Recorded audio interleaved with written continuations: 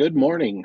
Welcome to the September/October CSI Next chapter meeting.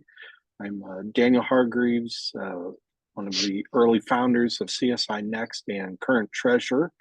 And today we have Mike Young, currently serving on the CSI board, a past president of CSI Next, member out of Denver, and he will be presenting the Spearn Doctrine. And with that, I'm going to hand it over to Mike. Thank you, Daniel. Thank you very much. Welcome everybody to September. Just a few days late. Is my screen on? Daniel, can you see my? I don't see the old bar across there around it. Yes. Okay. It is on.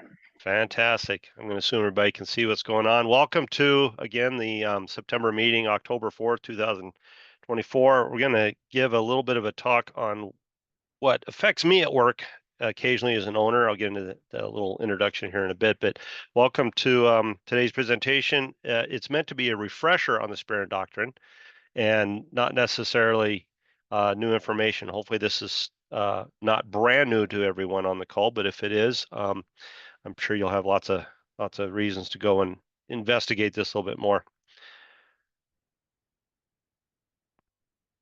Let me see if I can advance my slides here.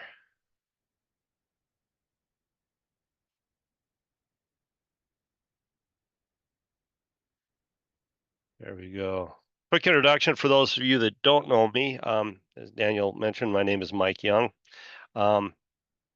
A simple reminder that since today's topic's on a bit of a legal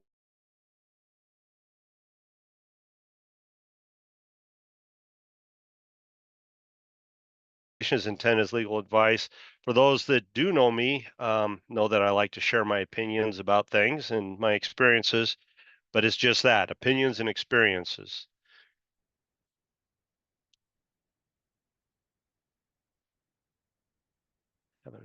Okay. I think one thing we forgot to note, Mike, there's a lot of content information here. So if you have questions, go ahead, ask them along the way, but we're going to save them to the end if there's time allotted. And if not, we will address them via email. But please ask those questions and we'll kind of keep an eye on them. Yeah, and at the end of the presentation, I also provide my email address and some contact information. So definitely don't be afraid to ask questions. Quick little bit about me. For those of you that don't know me, and some of you that do know me, I'm actually changed positions with Denver. My background is in construction management, with about the past 25 years spent working in municipal government. So that's the lens I look through.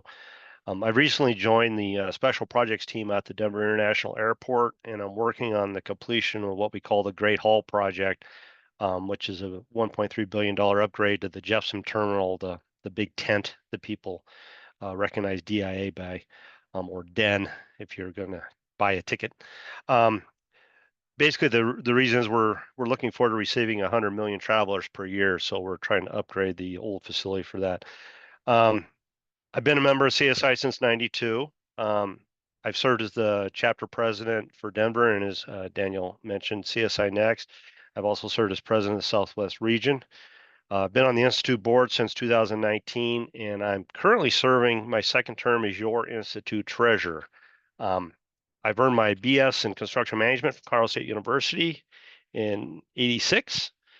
I'm a member of my alma mater's professional advisory development board, and related to that, I participate in and support the Associated Schools of Construction Region 6 and 7 student competition, mentoring some of those CSU construction management teams.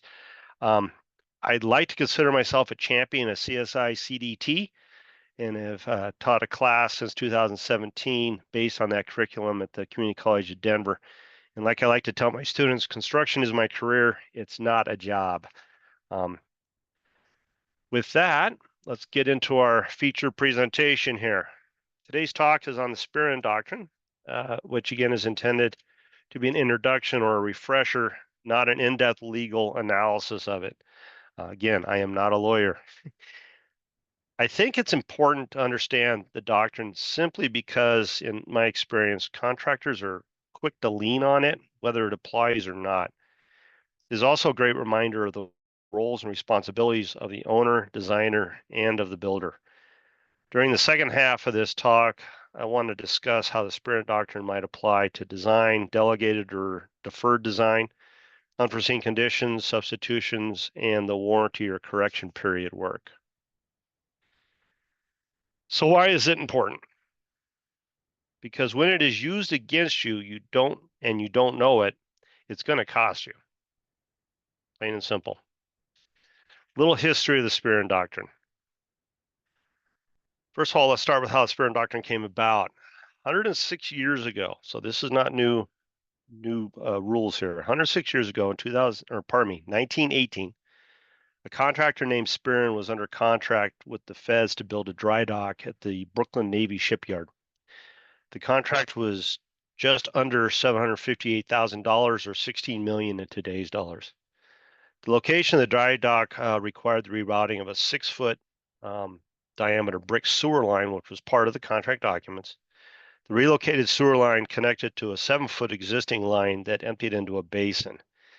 After a heavy rainstorm that occurred concurrently with high tides, water backed up into the sewer, which caused a high pressure inside the newly relocated line to burst and flooded the excavated dry dock. It was discovered that the 7-foot sewer was dammed up and that it had caused the water to back up into the newly installed 6-foot sewer. The problem is that the project plan specifically identified the 7-foot sewer line as unobstructed. Spearn refused to return to work until the owner took responsibility of the damage and the repair. The owner terminated Spearn's contract and hired another contractor to finish the project. Spearn sued the good old USA for completing the work and damages totaling $80,000 or 1.7 million in today's dollars, and they won. The Supreme Court ruling is what has become the Spearn Doctrine, which is still valid today as it was 106 years ago. In other words, this is not new legislation. Justice Louis Bernardus delivered, I think that's how you say his name, Brandis. I hope he's not offended, although I'm sure he's not listening to us right now. Delivered the opinion of the Supreme Court that basically says that if you're going to contractually bind a contractor to build a project per plans and specs, then you can't hold them responsible for defects in those plans and specs. Personally, I like the way CSI Project Delivery Practice Guide summarizes the doctrine. Simply put, the contractor is entitled to rely on the construction documents provided by the owner to be sufficient for their intended purpose. And as a result, the contractor is not responsible for consequences of defects in those documents. Quick tripartite agreement between the owner and the designer and the contractor. It focuses on the agreement between the owner and the contractor in that the contractor can rely on the documents provided by the owner. The Spearn Doctrine does not talk about where or how the owner gets the documents. It is assumed that the construction documents are prepared by the designer under a separate contract with the owner, but it puts responsibility for providing clear, correct, complete, and concise documents to the contractor squarely on the owner. Maybe some of you saw what I did there with the 4 C's, extra credit if you caught that.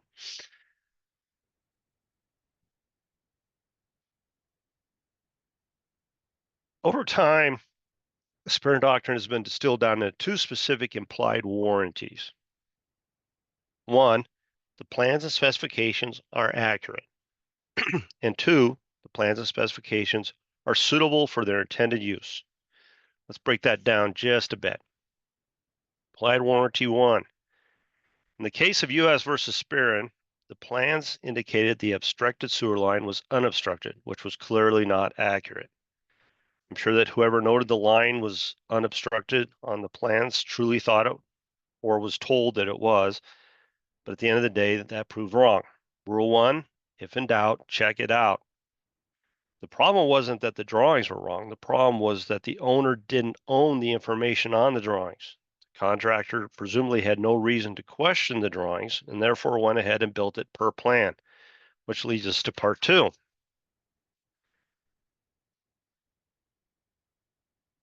It is not the contractor's fault the plan wasn't accurate and therefore the design did not work as intended. Part 2 goes beyond function or performance. It also includes aesthetics or owner expectations such as noise, comfort, color, overall feel, etc. How many times have you walked a project only to hear the owner say, "That's not what I expected to see," or "I don't like that"? That's fine if they don't. It is really hard to visualize at the end of a project what it's supposed to look like on plans. A lot of owners don't, they see the plans, they see the specs, and again, it's hard to visualize what they're going to get. And again, it's okay if they don't like the thing in mind, as long as they're willing to accept they received what was contracted for in the first place and pay for a change in direction. Assuming, of course, that what they contracted for is what they actually received. In summary, if the owner is going to expect the contractor to deliver the project in accordance with the contract documents, and if the contractor delivers the project in accordance with the contract documents, and if what they delivered isn't what the owner wanted, or if it doesn't perform as the owner expected it to, then it's not the contractor's fault. Related to that, and not included in the Spirit Doctrine, but an important side note, and out of respect for our designer sisters and brothers, if the owner is going to expect the designer to produce documents that are sufficient for their intended purpose, and if the owner isn't clear about what they want or does not supply the resources to produce such documents, and if the contractor delivers what the documents describe and it isn't what the owner wanted, or if it doesn't perform as the owner expected to, then it's not the designer's fault. And we're going to get back to that in a bit as well. A couple other things to consider. Just like plans and specs are complementary and need to be looked at together to understand the big picture, the Springer Doctrine is not a standalone ruling that it needs to be viewed in light of some other legal concepts, rules, precedences, etc. If it was simple to interpret, there would be a lot of unemployed construction lawyers, and we know we don't want that. Implied warranty doctrine is the implied warranty of adequacy. Simply put, the owner is responsible for providing accurate plans and specifications to its contractor. They should not assume or have any presumption of superior knowledge by the contractor, which brings us to the superior knowledge doctrine. It is a principle in the United States contract law which states that the government or the owner must disclose to a contractor any otherwise unavailable information that is vital to contract performance. It is also referred to as the Helen Curtis doctrine of superior knowledge, or as I like to call it, the don't hide shit rule.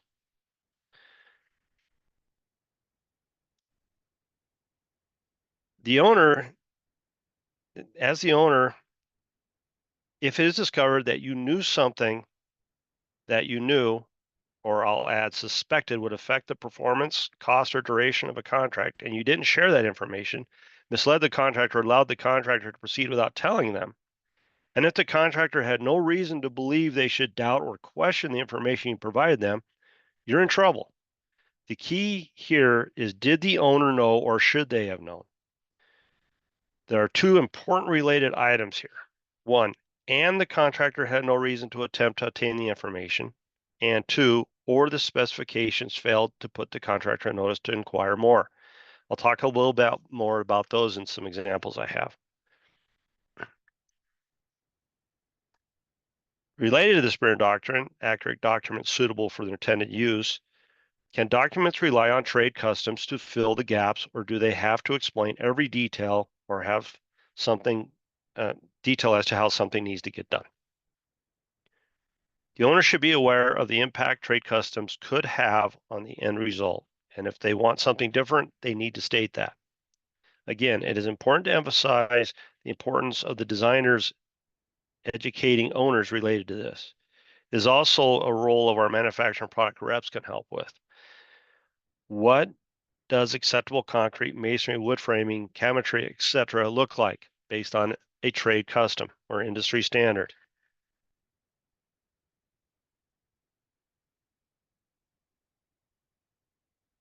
Relying on trade customs is okay when compiling accurate documents suitable for their intended use, but there are several factors that can influence a trade custom that an owner may want to consider. Customs vary by type of construction. Let's use concrete formwork, for example. You look at a residential formed basement versus a commercial, whether it be light or heavy commercial, and then go into the forming of an industrial thing. Totally different types of construction, totally different customs and trade way things. A lot of times the specs are very specific about form materials, how they're installed, what's looked at, all those kinds of things. Sometimes they're very vague on that. If they're vague, you're relying a lot on the assumption that the customs used or the trades installing the stuff know how to do the work. If in doubt, spell it out. Goes back to that. The other thing that affects those trade customs a little bit is some of the workforce that we have today. We have a lot of minority women-owned business enterprises in the city. We have a lot of goals and requirements for those. We have a lot of workforce development initiatives, which include apprentice versus open shop type contracting. A lot of apprentices, a lot of journeymen, a lot of those kinds of things. Again, what is their way of doing the work? What should you expect as far as quality and performance based on that workforce? We also have in Denver the large migrant or newcomer work ready workforce as part of our work ready program. Again, they're bringing with them a lot of their trade customs. Those trade customs might be coming from a very different place than what we are used to seeing over time. Over-defining how something should be done or what is acceptable, especially if it requires specialized installers, can inadvertently impact a project cost and schedule with little to no positive result on the finished product. For example, going above and beyond industry standards, an industry standard finish requirement for a concrete slab that has received carpet and is in a room where such tolerances aren't justified is simply a waste of time and money, in my opinion. But unless the owner wants it, then you can go above and beyond. Another thing to consider is the practical interpretation. When drafting accurate documents suitable for their intended use, you need to consider who will be reading them and how they will be, scratch that, how they could be interpreted. Similar to the influence on trade customs, there is a pretty large variety of talent that will be using these documents. It is also important to understand that it is assumed that you know more about what you're trying to communicate than the person you are communicating it to. If what you got was based on a practical interpretation of the documents, but it wasn't what you wanted, you need to explain it better because only you knew exactly what you wanted.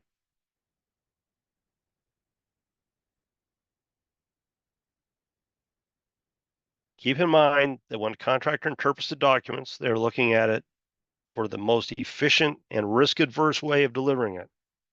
That might not be what you want, but if you don't explain exactly what you do want, the contractor's practical interpretation is what you'll get. I've always loved this cartoon. And I always thought as a contractor, the most risk-adverse way of installing a moat would be on the inside of a fort. No sense getting attacked where you're trying to do. One way of closing the gap between what you think you said and what was actually understood is to spend some time and money on QA activities. Things like submittals confirming what you are receiving, holding pre-installation meetings to walk through exactly how the work will be done and talk through any questions or clarifications before the work starts, and building models or mock-ups of things so the owner can see what exactly they are going to get before you get too far into the weeds are all good ways of making sure the documents are exactly or accurately explaining what the owner wants. Practical interpretation versus our friend reasonably inferred. Interpreting what is drawn or written is different than inferring, which is basically filling in gaps and reading between the lines. I recommend you look at the project delivery practice guide for a great discussion on how the idea of reasonably inferred information can impact either the owner's or contractor's entitlement to a claim. In the interest of time, I'm going to breeze over this one, since what is reasonably or what is reasonable and what it means to infer something could take a whole nother hour to discuss. So let's just say, again, if in doubt, spell it out. Related, I also recommend you look at the PDPG 3 or 3rd edition for information regarding RFIs. Interesting little side note, back with the old Project Delivery Practice Guide 1st edition, they call it RFI, request for interpretation, kind of leaning on the fact that drawings and specifications were complete and all they needed was an interpretation. We finally, in the second and third edition, acknowledged that it's actually for information because the drawings and specs might not include some information that they need. I thought that was a good little side note change that CSI did. So let's look at some impacts. How does the Spear Doctrine impact things?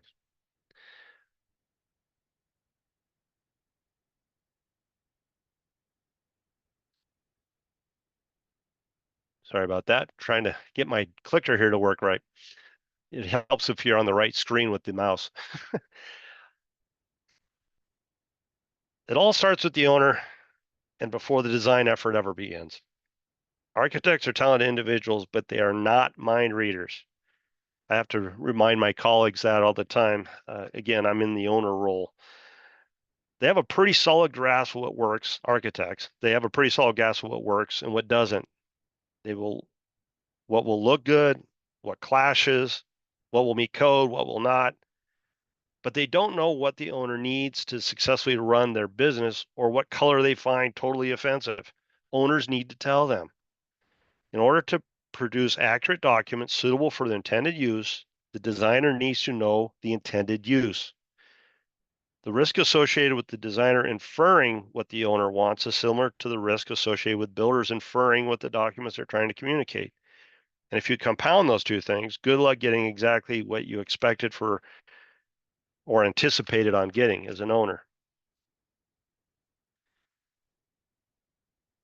I'm going to repeat this from a previous slide.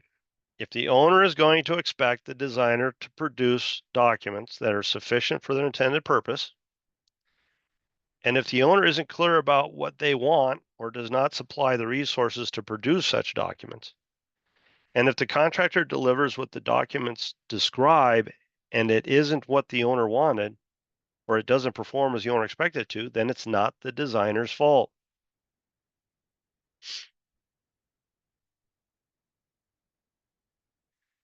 Since the Spear Doctrine follows a tripartite agreement or relationship and focuses on the relationship between the owner and the contractor, I'm not diving into the standard design agreements, but focusing on general conditions of the construction contract. As a reminder, both the IA and consensus docs, as well as pretty much every other contract I've seen, reinforces the Spear Doctrine in that documents provided to the contractor include all items necessary to complete the work, assuming the owner obtained accurate documents suitable for their intended use. Again, the contractor can rely on the documents provided by the owner. How the owner obtains those documents is not the contractor's problem. So what happens when the design documents are not developed by the designer for the owner to provide to the contractor? The owner still needs to provide accurate documents suitable for their intended use. That use is for the contractor to know what the design, that use is for the contractor to know what design they are responsible for obtaining and what the end result the owner is expecting. Again, the owner doesn't need to necessarily get everything from the designer, but they have to provide what documents the contractor needs.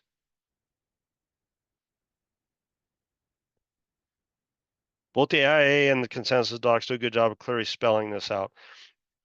Both put the burden squarely on the owner to specify all performance and design criteria.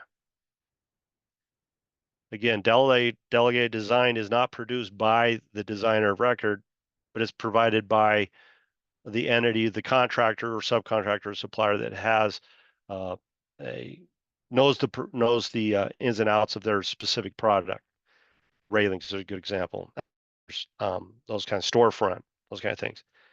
But again, the owner needs to specify the performance and design criteria. The consensus docs takes it even further and reminds the owner that the contractor is not responsible for the adequacy of such performance and design criteria, or that the contractor is not responsible for that. The owner is responsible for providing the contractor accurate documents suitable for the intended use and the contractor is not responsible for defects in those documents. So even if the contractor is required to do some design work, the owner has to explain what they want as far as performance and design criteria. Unforeseen conditions. You don't know what you don't know. I also like to call these as surprises. Few things to think about regarding unforeseen conditions. They usually result in a change order involving both time and money. The subconsultants have often burnt up their fee by the time the work gets fully underway and therefore may not have adequate fee for added CA needed to address the conditions. Unforeseen conditions often stop the work or a portion of the work, requiring immediate direction to avoid the delays or extended costs as a result of delays.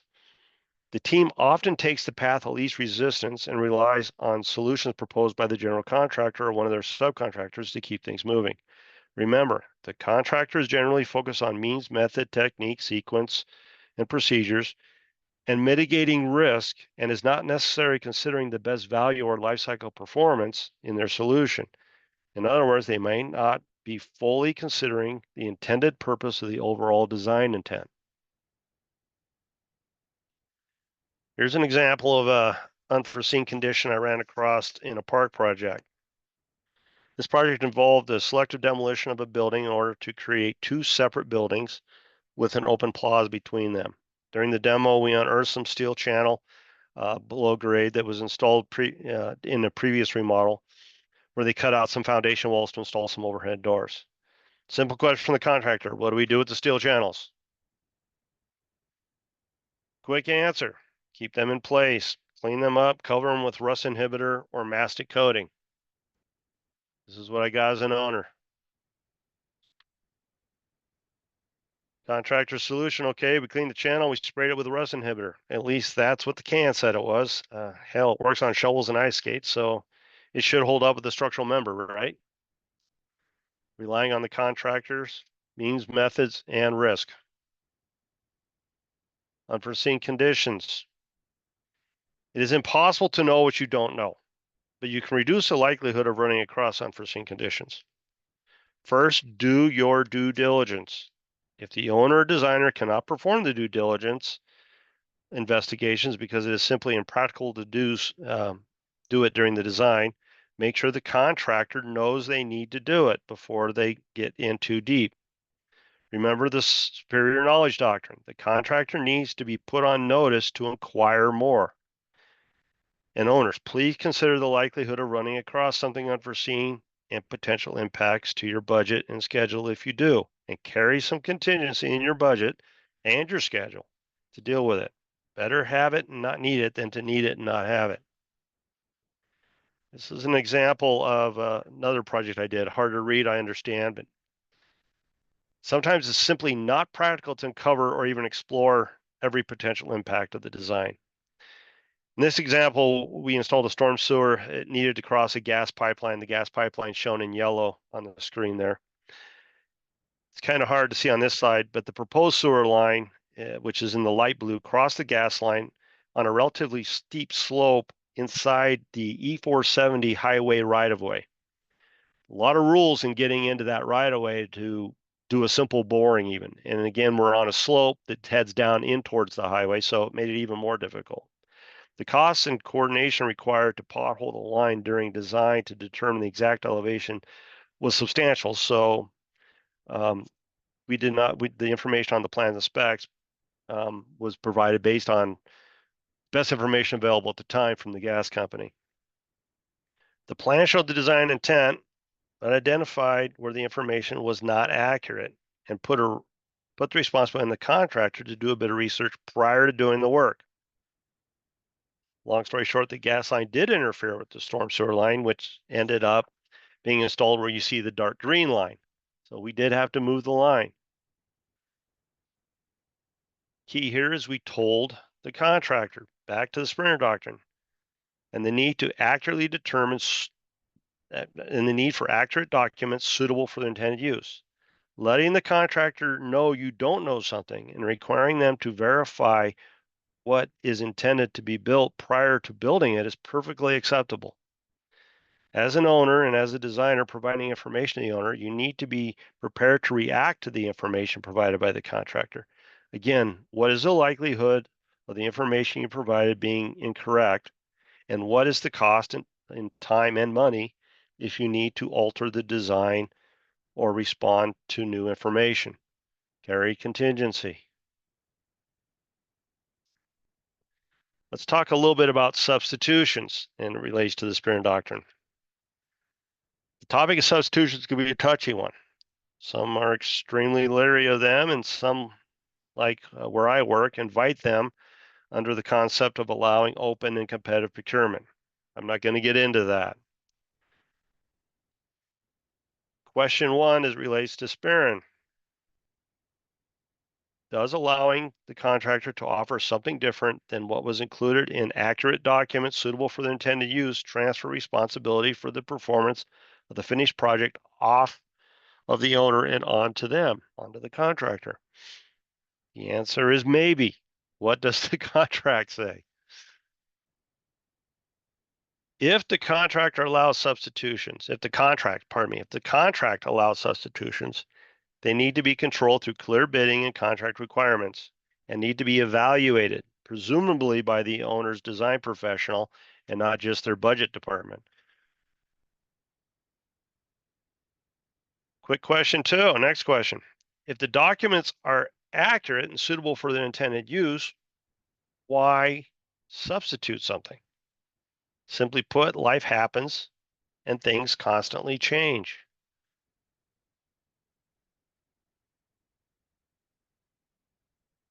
In my alternate reality of municipal government, we distinguish substitutions between two categories: substituted material and substituted performance.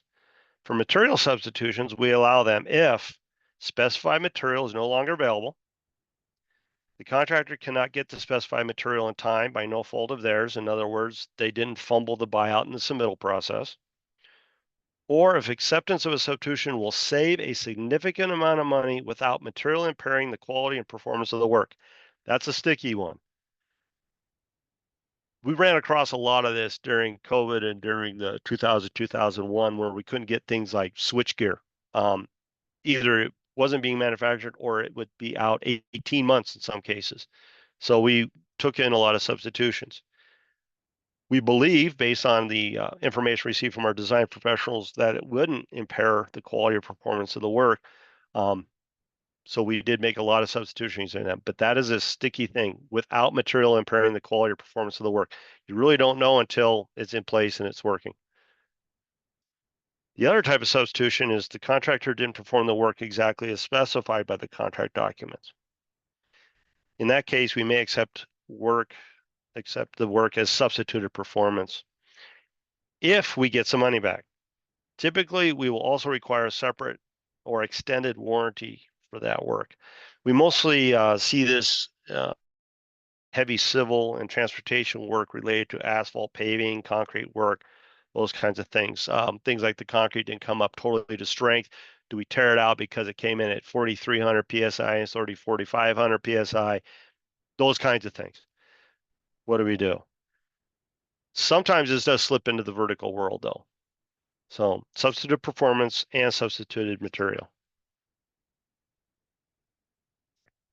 So the question lies, who owns the change? Assuming the substitution was thoroughly vetted by the project team and was acceptable to the owner, then the contract needs to be amended to include the substitution. And again, I want to focus on thoroughly vetted by the project team.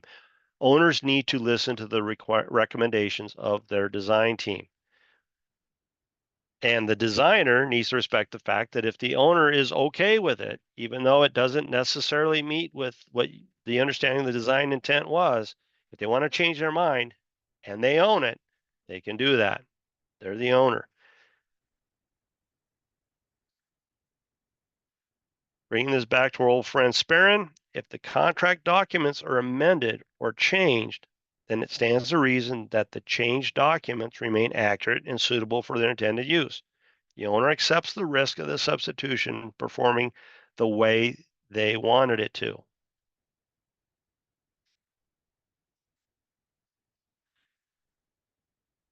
We're just about done. We'll take some questions here in a little bit. But let's talk about warranty. How does Spear and Doctrine apply to the warranty or during the warranty and correction period phase of the project? Again, the contractor will not be responsible for the consequences of defects in the plans and specification. The owner breaches this implied warranty that the plans and specification are suitable for the intended purpose when a contractor accurately follows the plans, and this is a key, accurately follows the plan specifications, but the completed work is inadequate because of an error in the plans and specifications. We can give a couple case studies on this one, or this actually is reared its ugly head with me. Example number one, we have a surge tank valve actuator that broke on our project. The original assumption was that it was a defective actuator. Contractor went to the sub, who went to the manufacturer, who told us the actuator was fine. We broke it by using too large of a handle to turn it. The actuator comes with an 8-inch diameter wheel handle, but the plans and specifications call for an extension with a 2-foot T handle. Basically, they used the T handle and they over torqued the actuator and busted it. I asked the designer, why would we do that? And they reminded me that it's what the parks department wanted, which they're part of us, they're the owner, per their quote standards. Went to parks to get the answer, and what I got was it works on our other pools. It's too hard to turn the little 8-inch handle, so we've gone to these. The city owns it. The owner owns it. At the end result, the broken actuator says the contractor gave us exactly what was in the contract. And the designer designed exactly what the owner says, this is what we want. This example is still ongoing for us. This is a perfect example where the owner's left holding the bag while the battle of the he said, she said keeps going on. Long story short, we have a cast in place concrete pool that is cracking more than we expected or anticipated it would. We engaged a third-party consultant to help us evaluate the problem and review all the documents and files. Finding was that the documents support, and I love this finding, the documents support the pool was built correctly, but the evidence does not support that. It's like, great, that leaves me with what? All materials, test reports, inspections, field observations, record documents indicates that the work was performed per the contract documents. We couldn't find any meeting minutes. We couldn't find any field observation reports. We couldn't find anything that pointed a finger at the contractor not performing per the contract. When we challenged the designer, they insisted the design, if adhered to, should perform as intended. It all met ACI, I believe it was 350. Everything was supposed to work. Regardless of what the designer says, at the end of the day, we have no evidence that the contractor did not perform per the contract documents. Therefore, they are not responsible for the defects that may be due to the design. And again, there's conversations regarding the Spear Doctrine and the use of the contract documents that the owner provided the contractor. We own the pool at this point. What we're doing with it, again, this is still an ongoing little hassle we're moving through. This is my last example regarding a warranty period issue. This project was a 500-bed men's homeless shelter. We had an ongoing problem with the door closers breaking. The contractor repaired or replaced several of them only to have them break again. In other words, we thought it was failed material or failure of the installation. The contractor stood up, went out there, replaced a few of them, repaired a few of them. The problem is, they kept breaking. We kept reinstalling them. We verified that what was on the plans and specs was what was actually installed. Everything was fine. The designer acknowledged that what was in the documents was not sufficient for the intended use, so they worked with the team to get it changed out. Bottom line is, we had no idea we're going to get, that these door closers were going to get. So we changed them out. Documents were used. They were accurate, but they were not sufficient for their intended use. That's on us. Again, this presentation was intended to be a refresher, and hopefully it helped, on the Spear Doctrine. I hope it helped remind us that is of the long-standing relationship the owner has with the contractor as we continue to improve our built environment. I also put in a couple of references here where you can read more about the Spearman Doctrine using our PDPG. And please, if you're still using PDPG first edition, buy the new PDPG. You owe it to yourself to do that. So with that said, Daniel, if you want to open it up for some questions, if we have any, that'd be awesome. I think we have looks like about 17 minutes to go. We do. And I've jotted down a couple. I was going to check and see anyone else. I know, I think I requested Hold'em. A lot of information there. Thanks, Mike. Appreciate it. We'll see if anyone else asks questions. Interesting points. And this has been a little bit of experience for me. I am a registered architect, so I play in a whole different sandbox than you do. And I remember when I started my career, it was always design intent, and seemed like we have a lot of skilled contractors that could, really go down the path of means and methods and look for the end work results. As an owner, have you found, I always like to call it the erector set approach to construction documents. Have you found that to be an increase? And any thoughts on how the Spearman Doctrine, it's such a fine line, that means and methods versus design intent? Did you find a question in there anywhere? Oh. Yeah, I did. I think I know where you're going with that. They love design intent. Contractors, and unfortunately, a lot of time when the design intent comes up is when something's already in place and we're going, guys, this is not what we asked for. And hopefully this answers your question on my experience with it. What I run across is contractors assume a lot of work, and let me go back to a little bit of my history. We use a lot of the same contractors with the same clients. I mean, we've been the city and county of Denver has been in existence for a while. The contractors that we use in town have been in existence for a while. Our client agencies changed a little bit, but for example, I'm out at the airport now. A lot of these contractors work out there in the past, and so they assume what those plans say based on past experience or work that they've done in the past. And so a lot of times we'll get something that, while it might be what has happened in the past, isn't what we want now. And things change. I mean, rules change. I mean, my God, just the rules of different materials, rules out at the airport, just stuff changes. So the erector set thing, yeah, they keep doing the same thing over and over and expect the same result, the same result being it's acceptable. Well, it might not be acceptable. What they do, in my experience, is they'll read the contract just far enough to say, see, it says right here that this is what we want. And my frustration is that some of the contractors I'm working with don't read the documents in their entirety.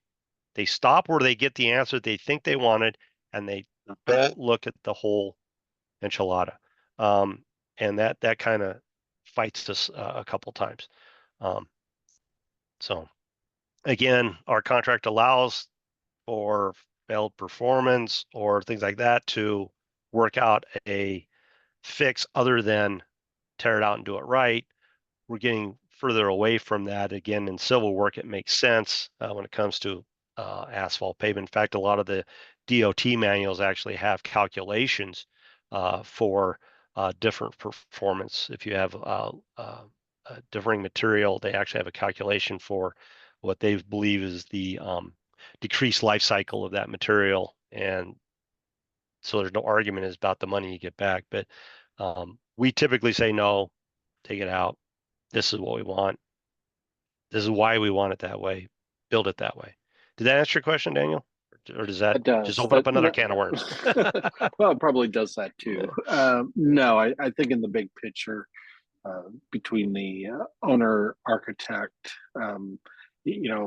we're trying to extract out, I always like to call them opportunities, but basically any architectural project or any design project is a planning, problem solving adventure, and then the third leg of the stool, the contractor, is the one that builds it and accomplishes and problem solved. So hopefully there's always a good coherent team, which kind of goes back to the contract documents or the design documents you had mentioned a few slides back or earlier in the presentation. The owner owns them, which is true. But if there is that conflict or resolution that the owner has to pay for, do you find in your experience that I hate to say this, it rolls downhill to the designer, or does the city, in your case, airport or owner, uh, and I've seen it all over the place, depending who our client is.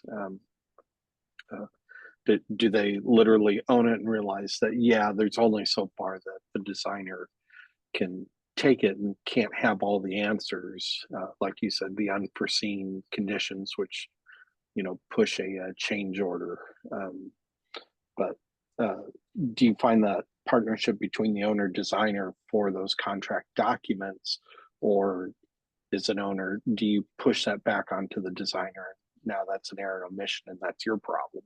Let, let me take that one step further. That we got tired of being in the middle between design and construction, respecting the fact that contractors are talented. They know how things get built. They know how long it takes materials to get there. They're in touch with what works well with other things. Designers, again, our design teams are talented. I like to believe we hire some very good teams that, as long as we listen to them, and I will say, I probably shouldn't have this on a recorded document. We do have some client agencies. Again, I deliver projects for parks, arts and venues, safety, all sorts of different clients within say that they think they know more than the designer, based on things that they've done on past projects. They like what one designer did on a past project, so they want to influence it onto another project. So keep that in mind. But to get back on track with the answer, we got tired of being stuck in the middle of that, and we have gone really deep into CMGC projects where we're getting our contractors on board early in the design phase, so that partnership you're talking about, that teaming, that stop the finger pointing, let's solve the problem together, is part of our DNA now. We want everyone at the table at once to figure out how the heck we're going to get this thing done in the most efficient and effective way possible, keeping in mind that during, and this gets into the whole CMGC thing on government work, but keeping in mind that we still competitively procure majority of the subcontractor things or pay T&M for what we actually get. But at the end of the day, there's that collaboration between how it's going to get built and what's in the design right up front. Did that answer kind of where you're at That with how did, we handle that? and yeah, that's encouraging. And I have been a big proponent of construction manager approach to I think the older term is CM at risk. Mm-hmm. But yes, I think you're right. When that uh, builder is brought in, you know, uh, pre SD or even around SD, it definitely becomes I think most of the projects are a little bit more successful. There's not very much of that Kool-Aid out there because you're right. Owner, middleman, uh, definitely once design bid build can be a little uh, um, contentious at times. Maybe that's the best way to put it. And then a model that I have never been a real big fan is design build, because now the designer is working for the contractor and it's hard to represent the owner and their vision.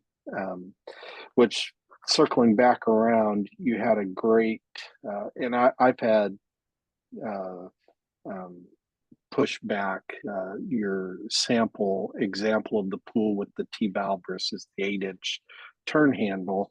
I've also had clients, even within the past, 4 months, push back really hard on design recommendation because, well, this is the way we've always done it.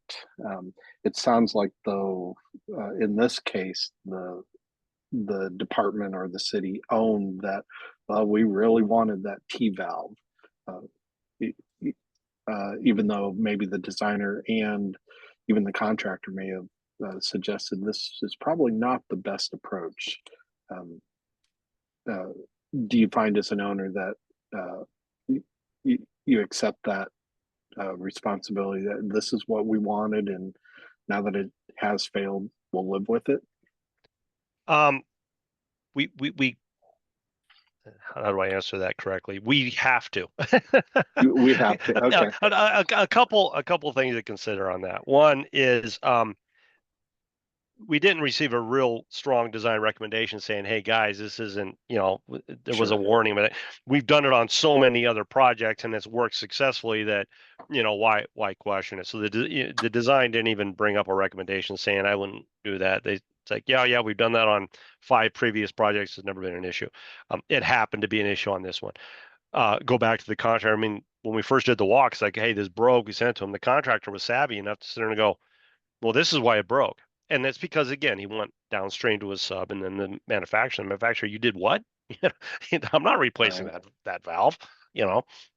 So, this is the time that it came up. So we were like, well, I went back to the designer. It's like, well, why the hell do we design this? Like, because that's your standard. So yes, we owned our standard. Okay. We're changing that now because if it broke here, now we're waiting for the other ones to break. I mean, that's what it is. The reason I say we have to, another thing on that is, again, we're not going anywhere. We're going to build in one city and one city only. We don't see a lot of influx, and Denver's somewhat of an island. We don't see a lot of influx of new blood coming in for the construction community or the design community on the types of projects we build. We have a pretty broad range of designers and contractors out there that bid our work, but we know them. They know us. If we start going after some of these designers and say, you should have done this, you should have done that, how dare you, blah, blah, blah. Again, our reputation, what are we going to do on the next project? What's that fee going to look like? Who's going to want it? It's there's a bit of a reputation thing we have to maintain out there, and again with the construction community as well. So we try very hard to work well with these teams and be as fair as possible, as reasonably possible. It doesn't mean we roll over on every issue. We have had some things that have been, frankly, litigated on and stuff, but I mean, we try to maintain transparency and fairness as much as possible. It's in our best interest to do so. That's refreshing. How often do you hire architects from Tucson? Just kidding. Well, bid us. Give us a proposal. That's a long ways away. I'll make one more call for Henson. I checked both the Q&A and the chat. I hadn't seen anything. You've answered all my questions. Wonderful Okay. presentation. I'll drag this out for another 10 seconds or so. At the end of this presentation, for those that have been here, you will get a survey. With that, please take a moment, fill it out. If you need CEUs, this is registered with the AIA, so you will get a learning unit for this presentation.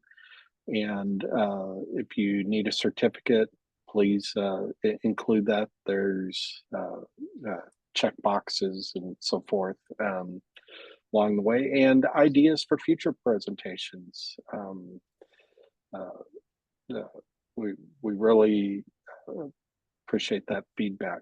So with that, Well, Mike, one quick thing, Daniel, if there is, I did have my email up there. If there is any lingering questions or comments or whatever you'd like to tell me, feel free to email me at the email that I put up there, or go back to I believe you recorded this, so go back to recording, yes, get that, Or I hope I see you in the lobby lounge at the Hyatt Regency at the national conference in Houston on the coming up in a couple weeks, October 16th, 17th, and 18th. So if you see me there and you want to tell me how you really feel about what I told you, feel free. I'll be sitting there. So I hope to see you there. Very good. Appreciate it. Uh, Thanks everyone, and have a good weekend. Take care. Thanks. Bye.